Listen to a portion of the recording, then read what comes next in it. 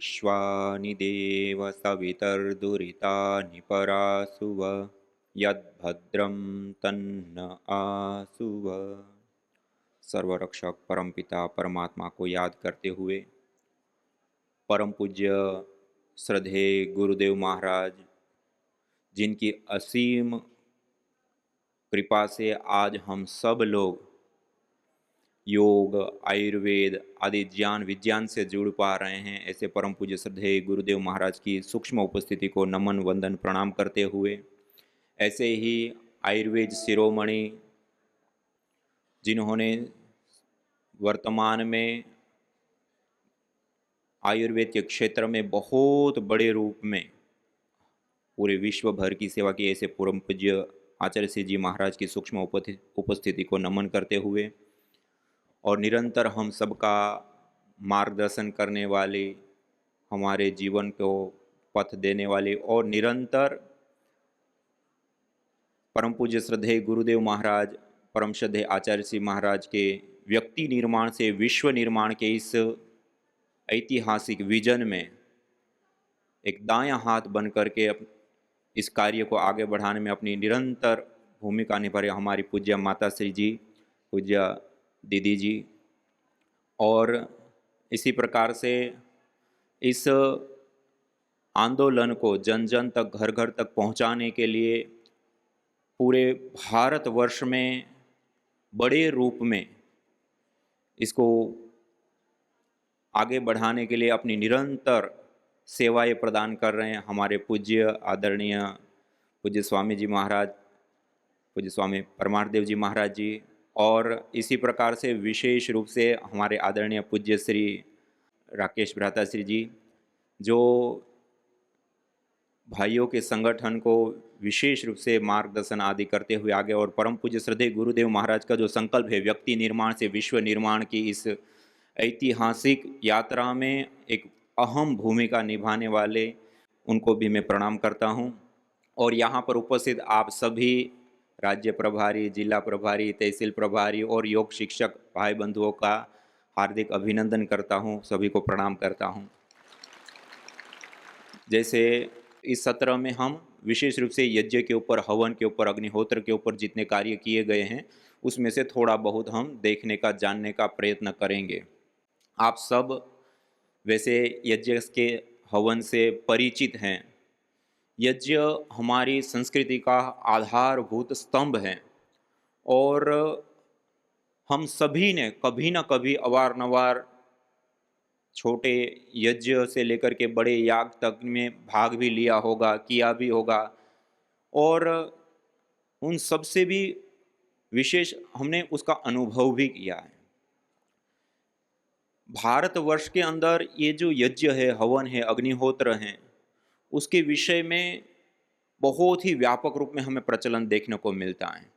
हमारे प्राचीन, चाहे वो वेद, उपनिषद, दर्शन आदि हमारे शास्त्र, चाहे आयुर्वेद के भी ग्रंथ क्यों ना हो, सभी ग्रंथ एक ओर से विशेष रूप से यज्ञ की चर्चा करते हैं, यज्ञ के विषय में बताते हैं, उसके विभिन्न लाभ या उसको हमारे जीवन के साथ जोड़ करके या हमारे जीवन के लिए किस प्रकार से उपयोगी है उस विषय में विस्तार पूर्वक हमें वर्णन प्राप्त होता है हमारे प्राचीन ग्रंथों में।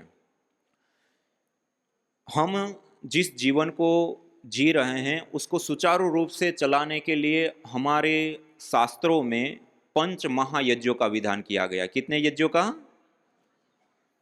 वैसे सामान्य रूप से बहुत सारे प्रकार के यज्ञ होते हैं, लेकिन प्रधान प्रधान भी हम देखें, गौतम धर्मसूत्र आदि में जो बताया है, तो प्रधान रूप से 21 प्रकार के यज्ञ होते हैं। कितने प्रकार के यज्ञ होते हैं?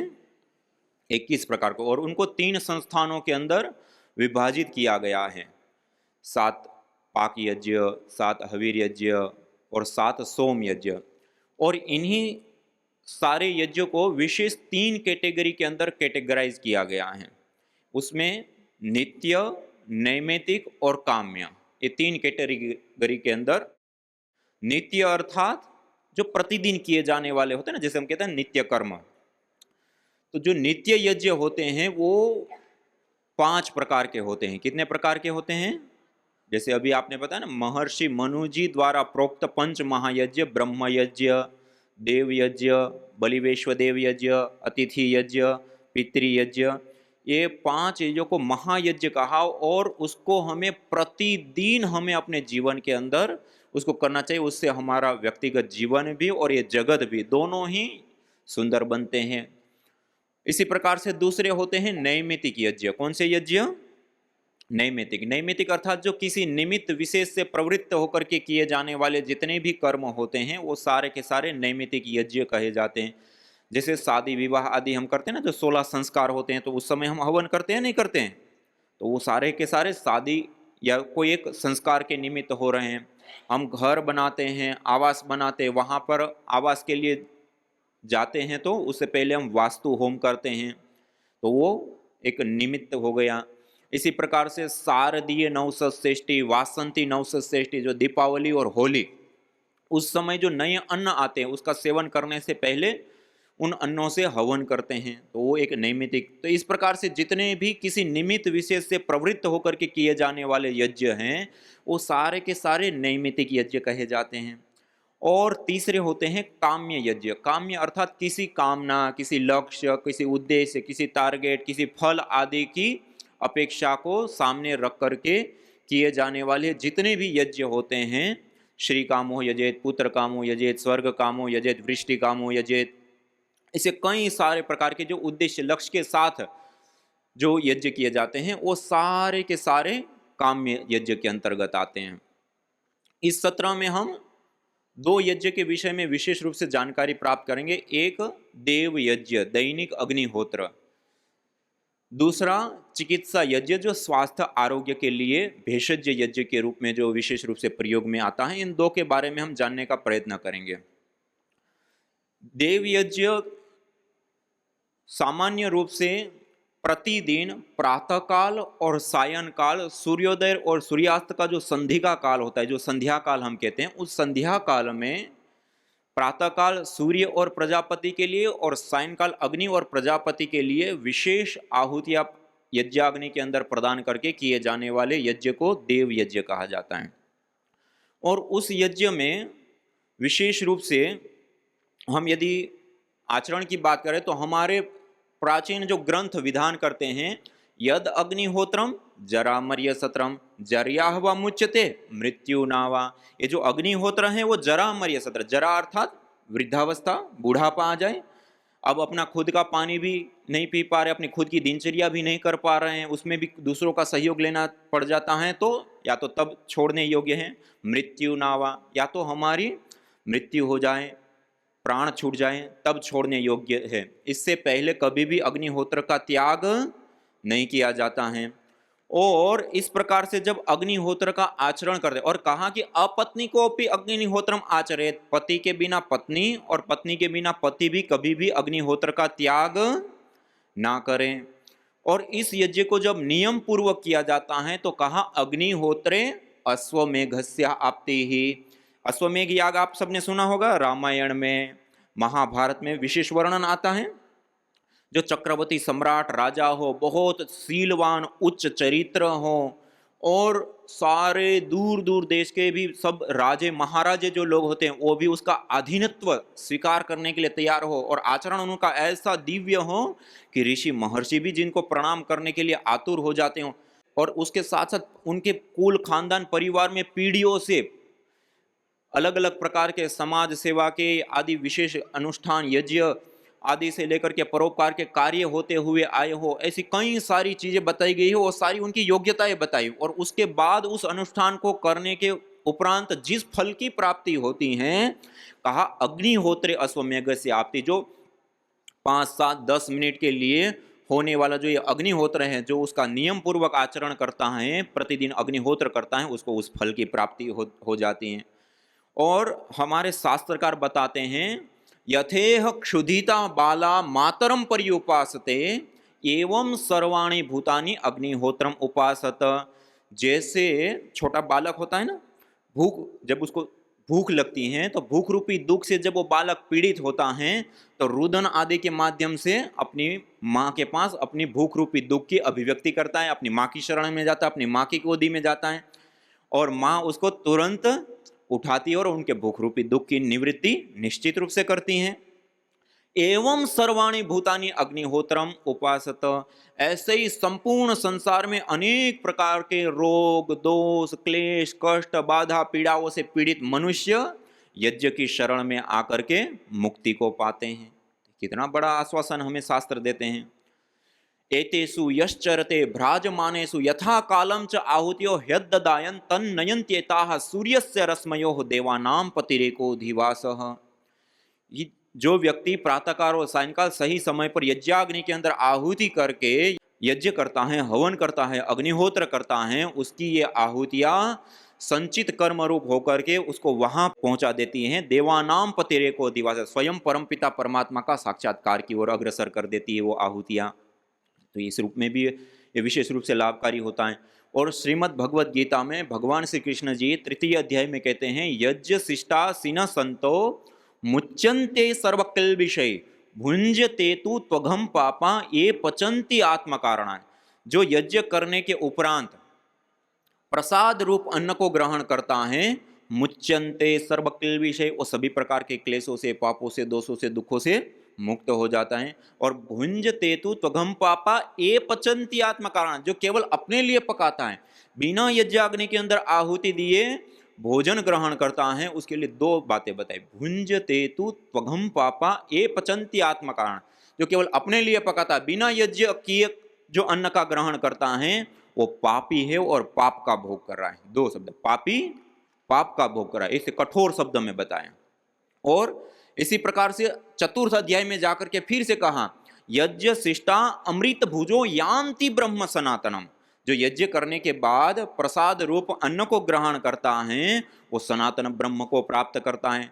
नायम लोको यज्ञ से कुतोन्य कुरु सत्तम, और जो यज्ञ नहीं करता है उसके लिए तो यह लोक भी सुखकर नहीं होता है, परलोक की तो बात ही छोड़ दो। और आचार्य चाणक्य जी कहते हैं, स्वाहा स्वधा कार विवर्जितानि स्मशान तुल्यानि गृहाणि तानि।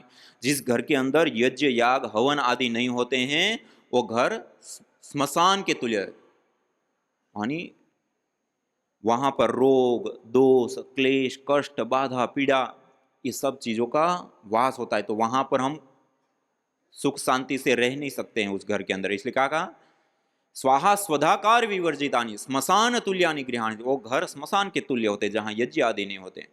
इसलिए हमारे शास्त्र एक ओर से चारों ओर बताते हैं कि यज्ञ हमें अपने जीवन में जरूर करना चाहिए। यज्ञ दान तप कर्म न त्याज्यम कार्यमेव तत्, यज्ञ दान तपश्चैव पावनानि मनीषिणाम। यज्ञ करना, दान करना और तप करना, इसका कभी भी त्याग नहीं करना चाहिए। ये हमें उत्तम बनाने वाले होते हैं। और उसमें भी विशेष रूप से देखिए, हम अग्नि के उपासक हैं। किसके उपासक हैं? आप हम भारत नेपाल ये जो पूरा क्षेत्र है, इस क्षेत्र पुराने कोई भी ऐतिहासिक ग्रंथ को आप उठाएंगे तो उसमें आपको विशेष रूप से एक शब्द मिलेगा अग्नि पूजक। कहीं पर आपको मूर्ति पूजक शब्द आदि नहीं मिलेगा, अग्नि पूजक मिलेगा। ये वाला जो क्षेत्र है वो अग्नि। इसलिए आप देखिए हमारी जितनी भी पूजा पद्धतियां हैं, कोई अनुष्ठान है या शुभ अशुभ कर्म है, कुछ भी करते हैं तो अग्नि की साक्षी, चाहे दीपक के रूप में, और विशेष पूजाएं करते हैं तो हवन ही करते हैं। अग्नि की पूजा करते हैं नहीं करते हैं?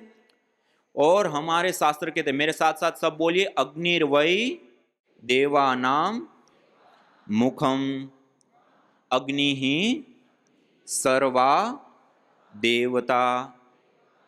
ये जो अग्नि है वो समस्त देवी देवताओं का मुख है। क्या है? यज्ञाग्नि जो है वो समस्त देवी देवताओं का मुख है। और अग्नि सर्वा देवता, अग्नि के अंदर सारे देवी देवताओं का साक्षात प्रतिनिधित्व होता है। और उस यज्ञाग्नि के अंदर जब हम मंत्र पाठ पूर्वक जिस देवी देवता का स्मरण करते हुए आहुति देते हैं उसको वो आहुति पहुंच जाती हैं।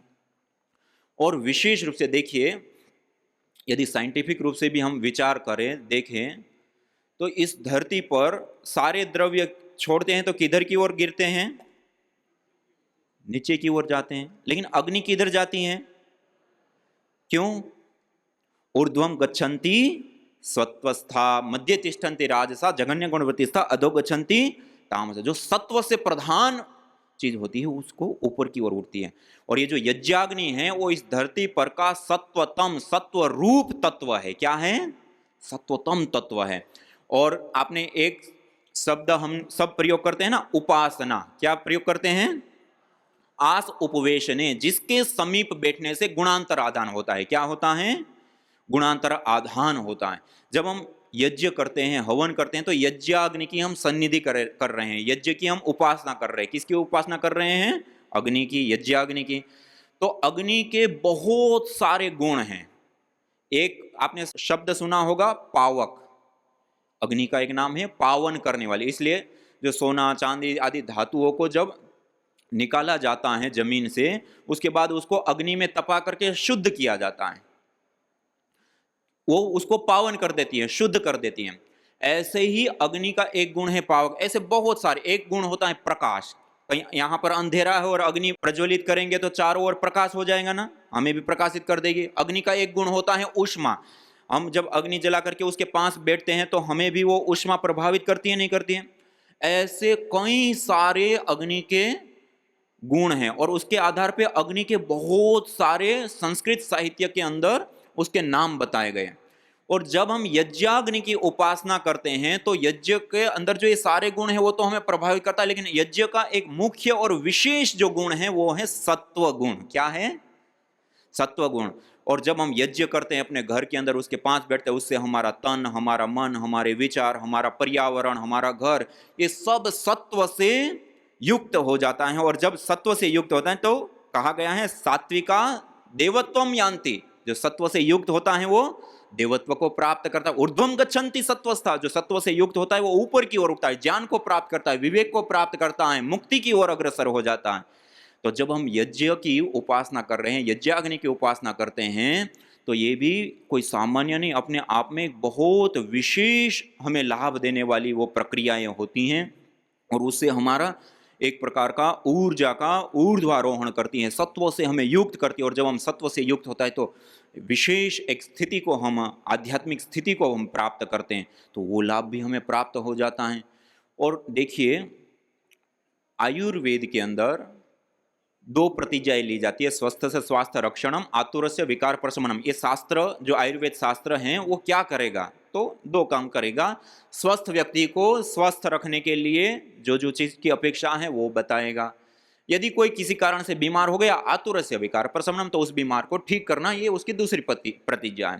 पहली प्रतिज्ञा के लिए सदवृत्त करके एक पूरा प्रकरण दिया गया है आयुर्वेद के अंदर, और उसमें छोटी बड़ी सारी बातें बताई गई हैं कि स्वस्थ व्यक्ति को हमेशा स्वस्थ रहने के लिए क्या क्या करना चाहिए और क्या क्या नहीं करना चाहिए। और उसके अंतर्गत 4 बार एक ही बात को दोहराया गया है कि जो व्यक्ति स्वस्थ रहना चाहता है उसको प्रतिदिन यज्ञ करना चाहिए, हवन करना चाहिए, अग्निहोत्र करना चाहिए, औषधीय द्रव्यों का धूपन करना चाहिए, तो वो व्यक्ति हमेशा स्वस्थ रहेगा। अब हवन करने से हम कैसे स्वस्थ रहेंगे?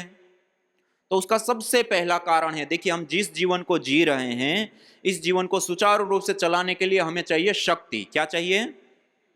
और उस शक्ति की प्राप्ति के लिए हम लेते हैं आहार। क्या लेते हैं? और वो आहार हम 3 रूपों में लेते हैं। धरती पर 3 रूपों में द्रव्य पाए जाते हैं, ठोस, द्रव और गैस फॉर्म में 3 रूपों में पाए जाते हैं। इन तीनों ही रूपों में हम आहार लेते हैं। ठोस रूप में रोटी, दाल, चावल, सब्जी आदि, द्रव रूप में पानी, दूध, जूस आदि, और गैस फॉर्म में प्राणवायु। ये 3 रूपों में आहार लेते हैं, नहीं लेते हैं? और इससे हमें मिलती है ऊर्जा, शक्ति, जिससे हम चलते हैं। अब ये जो 3 रूपों में हम आहार लेते हैं उसमें 24 घंटे में सबसे ज्यादा आहार कौन सा लेते हैं? ठोस रूप आहार, रोटी, दाल, चावल, सब्जी आदि कितनी बार लेते हैं? कोई 1 बार, कोई 2 बार, कोई 3 बार भी लेते होंगे। लेकिन उसी 24 घंटे के अंदर द्रव रूप आहार, पानी, दूध, जूस आदि कितनी बार लेते हैं? 5 बार, 10 बार, 15 बार। ठंड है तो थोड़ा कम, गर्मी है तो थोड़ा ज्यादा। लेकिन उसी 24 घंटे के अंदर वायु रूप आहार कितनी बार लेते हैं? आज तक हमने कभी गिना? एनी टाइम, 24 घंटे खाते पीते उठते बैठते चलते फिरते, यहां तक कि रात को सो गए तब भी हमारा कोई आहार चल रहा है तो वायु रूप आहार 24 घंटा, एनी टाइम। वयस्क व्यक्ति करीब करीब 24 घंटे के अंदर 11,000 लीटर वायु का प्रयोग करता है। कितना? 11,000 लीटर, ये हमारा सबसे ज्यादा आहार होता है, वायु रूप आहार। अब इंपॉर्टेंट आहार देखिए, महत्वपूर्ण आहार देखिए, हम ठोस रूप आहार रोटी, दाल, चावल, सब्जी आदि लेना छोड़ दें, तब भी हम 2-3 महीना जीवित रह सकते हैं। द्रव रूप आहार पानी, दूध, जूस आदि लेना छोड़ दें, तब भी हम 2-3 सप्ताह जीवित रह सकते हैं। लेकिन गैस फॉर्म में लिए जाने वाला जो प्राण रूप आहार है, उसको लेना छोड़ दे तो कितनी देर रह पाएंगे? कितनी देर? कोई 5 मिनट बोल रहे हैं, अभी रह करके दिखाइए। 1 से 2 मिनट भी मुश्किल, वो भी पहले भर ले तब, यदि उसको भी हम ना ले तो उतनी देर भी। कहने का अभिप्राय है सबके सबसे ज्यादा के साथ साथ सबसे इंपॉर्टेंट, जिसके बिना 1 से 2 मिनट भी जीवन नहीं टिक सकता है, ऐसा हमारा इंपॉर्टेंट महत्वपूर्ण आहार कोई है तो वो क्या है? वायु रूप आहार। जब हम यज्ञ करते हैं, हवन करते हैं, अग्निहोत्र करते हैं, तो उससे वो वायु सीधी प्रभावित होती है। उस वायु का शोधन होता है, उस वायु का पोषण होता है, उस वायु का संवर्धन होता है, उस वायु को सुगंधित कर देता है, और उस वायु के अंदर जीवनीय शक्ति का संचार होता है। और उस वायु के अंदर जब हम रहेंगे तो कहते हैं ना, जैसी होगी वायु वैसी होगी हमारी आयु। यदि हम स्वस्थ वायु के अंदर रहेंगे तो हमारी आयु दीर्घ होगी, लंबी होगी और स्वस्थ भी होगी। और दूषित वातावरण के अंदर रहेंगे तो आयु कम भी हो जाएगी, और जितनी होगी उसमें भी रुग्णता आएगी, रोग आएंगे, दोष आएंगे। तो कहने का अभिप्राय है स्वस्थ आयु के लिए स्वस्थ वायु की हमें अत्यंत अपेक्षा है। इसलिए आयुर्वेद का सद्वृत्त क्या कहता है? स्वस्थ व्यक्ति को हमेशा स्वस्थ रहने के लिए क्या करना चाहिए? हवन, यज्ञ, अग्निहोत्र, औषधीय द्रव्यों का धूपन, जिससे वायु औषधीय युक्त, प्राण शक्ति से युक्त बनती हैं, और उस वातावरण के अंदर रहते हैं तो उससे हमें विशेष रूप से लाभ मिलता है। इसके साथ साथ देखिए, हम जिस अथाह वायु के समुद्र के अंदर 24 घंटे श्वास लेते हैं, उस वायु के अंदर धन आवेशित और ऋण आवेशित पार्टिकल होते हैं। एनायन और कैटायन, जो आप लोग केमिस्ट्री आदि पढ़े होंगे वो इसको जानते होंगे। और ये जो पार्टिकल है, जहाँ पर भीड़ भाड़ वाले इलाके हैं, जहाँ पर शहरीकरण है, औद्योगिकीकरण है, ऐसे स्थानों पर स्वाभाविक रूप से धन आवेशित कणों की बाहुल्यता बढ़ जाती है। और जब हम उसमें निरंतर लंबे समय तक रहते हैं तो उससे हमारी पूरी बॉडी एसिटिक, अम्लीय हो जाती है, और एसिटिक शरीर के अंदर अनेक प्रकार के रोग हो जाते हैं।